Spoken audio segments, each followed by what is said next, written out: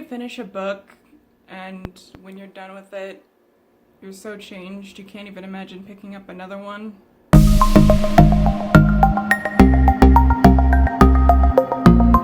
Hey friendship, it's Ashlyn.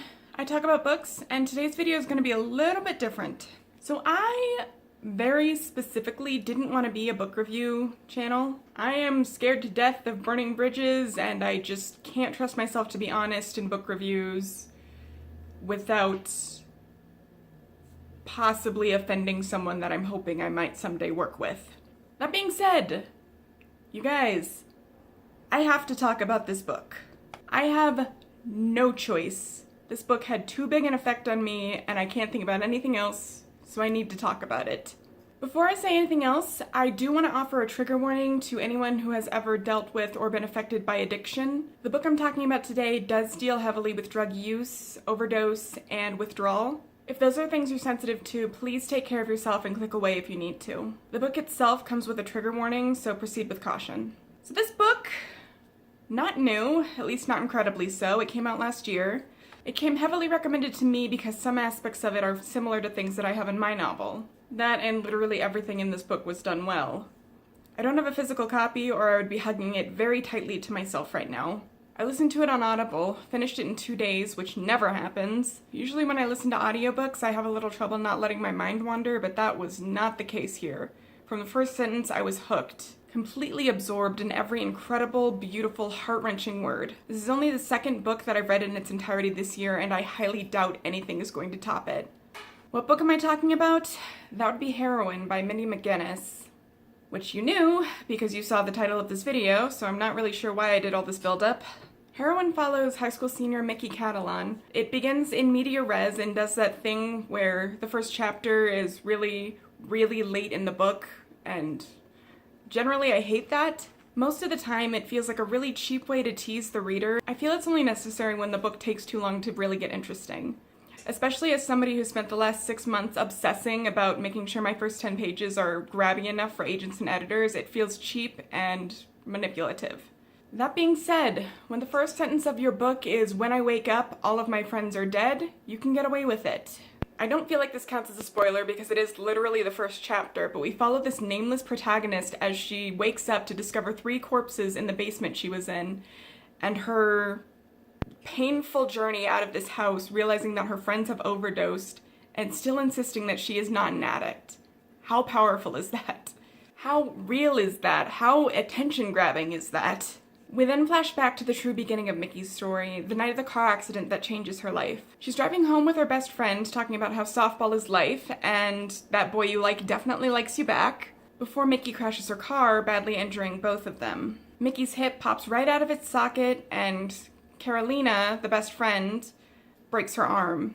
Her pitching arm. So that's a big deal. No softball for a while for either of them. Naturally, Mickey's prescribed Oxy to deal with her pain, as many, many people in the US are. And this is where the strength of the book really lies.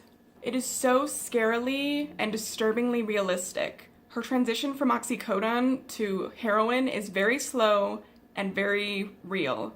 You see this girl who just wants to recover from a legitimate injury enough to be able to play with the rest of her team push herself just a little too hard. She starts off by taking just a couple more pills than she should, popping 1 or 2 more than she's supposed to, just a little bit before she's technically allowed to. Somehow she runs out before she's supposed to. Okay, I'm guilty of doing that with my Adderall every once in a while. No big deal. Then her doctor cuts her off and she freaks out because how is she supposed to get through physical therapy without her medication? In comes Edith, an older woman dealing in painkillers.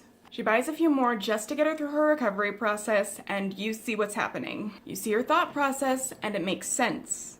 You feel for her, and that's disturbing because you know what's going to happen. It's really, really powerful. No one wants to hurt. Her motivation is completely understandable. She just wants to recover in time to have a shot at scholarships. What high school athlete wouldn't want that? She's not out to have a good time or to party. She's just in pain and doesn't want to be. And that's what makes this book so incredibly powerful. You see that subtle progression and you understand that it could be anybody. It could happen to anyone. You feel for her that whole time. Certainly disagree with her at points, absolutely want to shake her at times, but you still root for her and you want her to succeed. This character is amazing and her journey, though hard to watch, is really real and painful. and that was absolutely my favorite part of the book.